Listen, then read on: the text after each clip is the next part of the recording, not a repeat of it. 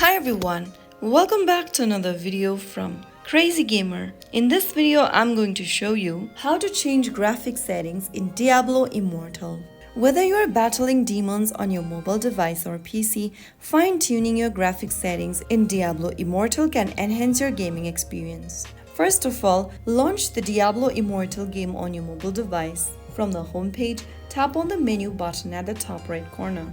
Now click on the gear button at the top right, and from the settings menu that pops up on the screen, click on graphics from the left. Under graphics, scroll all the way down until you find the graphics settings button. Tap on the drop down right next to quality selection and choose between low to custom. Select your preferred graphic quality, and once done, you can also adjust other graphic settings such as visual effects, shadows, fogs, and post-processing. After making your desired selection, you can tap on the cross icon at the top right to get back to the menu.